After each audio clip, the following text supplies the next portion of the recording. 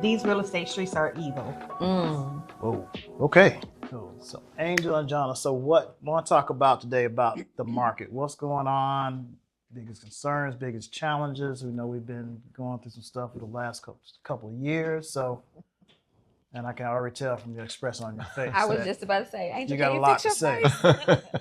We're going to jump right into it because social media has sensationalized our business, and we as professionals have lost the control. We've lost respect. We've lost the professionalism. We've lost the general candor and kindness to humans.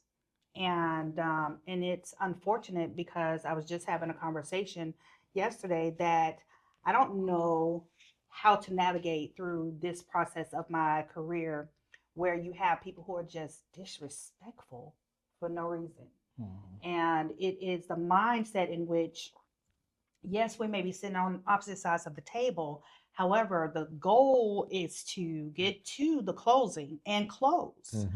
And so explaining to your buyer or your seller, whomever you're representing, that you may not get everything you want in this transaction, but I can do it in a way where I can get most of it and we can have a conversation. You and I have co-opted on transactions before, and there's no need to be emotional. Because I am not moving in this house with you. Right. There's no need for, you cannot be the emotional one in the transaction. And while I might vent to other partners, I'm like, oh, Brian, I'm not doing that in front of the client or with the other agent.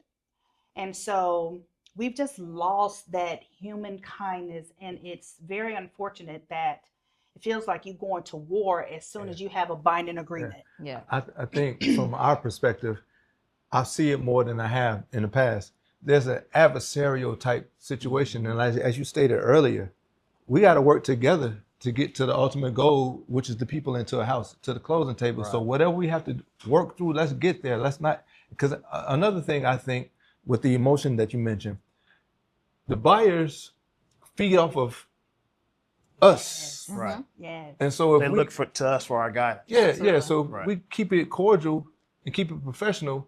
That's a smoother transaction for everybody. Right. Because if your energy, is elevated, if your energy is up here, then of course you're going to bring up the energy of your clients or whomever's in the transaction. So you can't do that. No.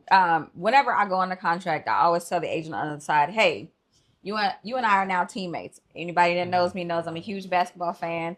Go Pacers. So there has to be a situation where when I'm talking to the other agent, I'm like, hey, you and I are teammates. Right. Because at the end of the day, if I don't pass you the ball, you don't score, we don't get to the closing table, and it's not funded. So let's have an understanding that it's not a me versus you or the seller versus the buyer. If we don't all win, then we don't all win. So there has to be a compromise in there somewhere to make this make sense.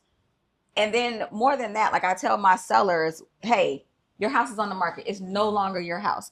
It is now a commodity that you are now selling. Right. So take the emotion out of it altogether. And this is logic. Let's deal on the logic side of it, because as soon as we take it to an emotional side, now it's a battle between you and the buyer, and it doesn't have to be that way. Because selling is logical and buying is emotional, right? So let them have the emotional part. We're going to stay logical on this side, and we're going to get this deal done. And you're going to move on to what you got to do. They're going to move into your old house, and everybody's going to be happy.